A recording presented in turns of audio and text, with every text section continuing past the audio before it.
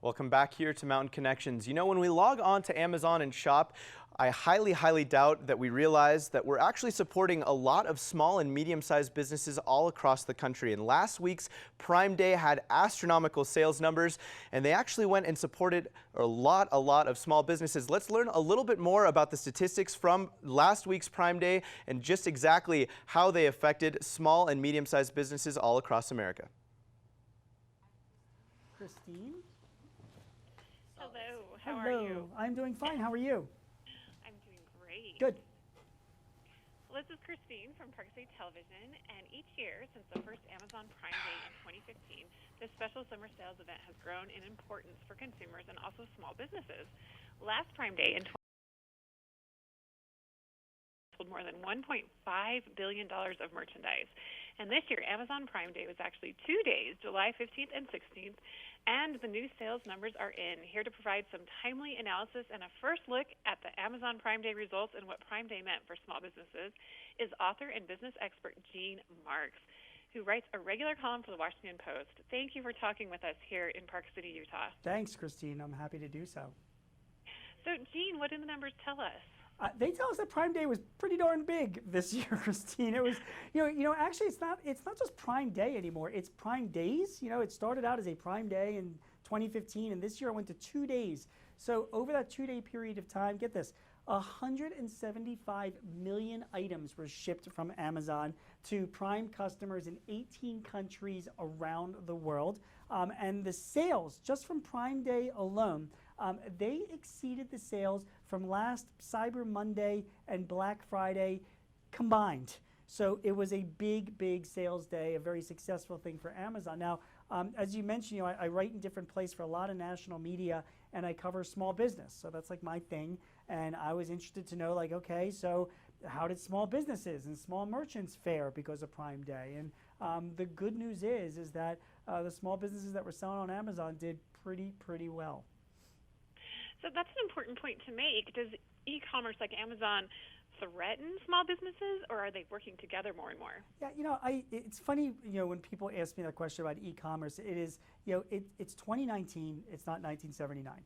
E-commerce is just another channel where you can sell your business through, and the smartest entrepreneurs that I meet are recognizing that and selling their products on e-commerce and through sites like Amazon. I mean, more than half of the items sold on Amazon.com are sold by a small or a medium-sized company.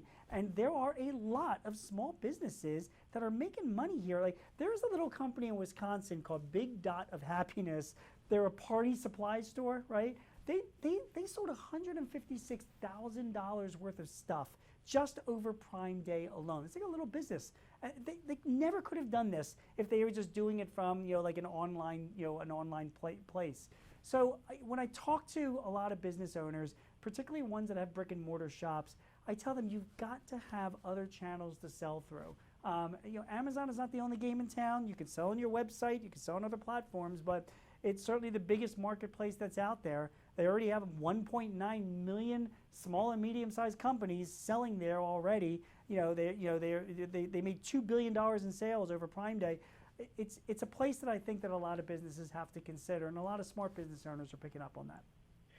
So not necessarily a competition. Do you have any numbers on how small and medium businesses did during this Prime Day? Yeah, so small businesses, like I mentioned that Big Dot of Happiness, right? So they sold $156,000 worth of stuff.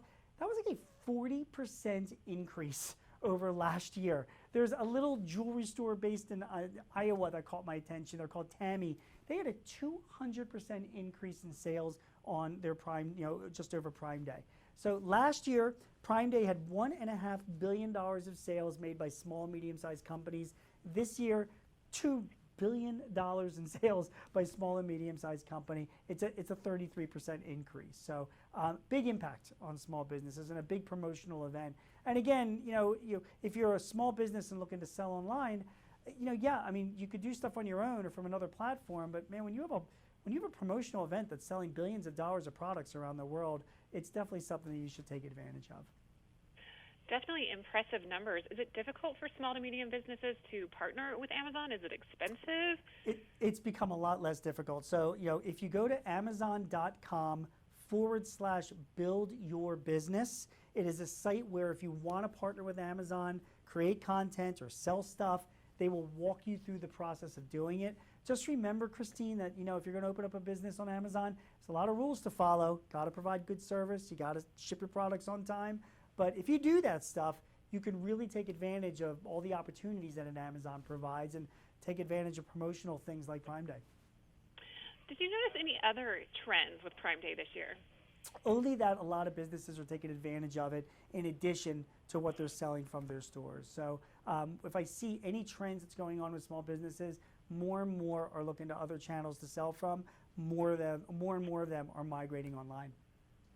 Well, it's nice to see these big corporations partnering and working with the smaller businesses. I think it's a win-win for everyone. I think they need them. I really do. I mean, I think Amazon has publicly said it as well. I mean, they rely on their partnerships with their small business merchants to grow. And I, rather than people saying like big companies are competing or putting small businesses out of businesses, as a guy who covers small businesses, I view companies like Amazon, they're providing more opportunities for small businesses to grow and make money. So there's plenty of stories about that, and I think we'll see that trend continue. Where can we learn more about your regular column? Tell me more about that with the Washington Post. Sure. So I mean, I write there, and I write in The Guardian, The Hill, Forbes, a bunch of other places as well. If you follow me on Twitter, it's @GeneMarks. That's where all of my columns and other news about small business is. And again, like I mentioned earlier, like I've been telling a lot of my clients this week after Prime Day, if you want to make some money off of Amazon or become an Amazon merchant, going to Amazon.com/build your business is also a great place to go. Perfect. We'll do that. Is your favorite topic to write about small businesses, or do you have other topics that you prefer?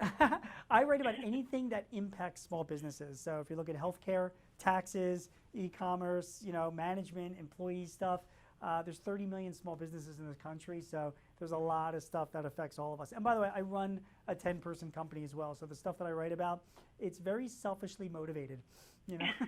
Whatever I learn about, business, yeah, it's important. You're taking part in it. That's correct. That's I feel the pain. I feel the pain, Christine.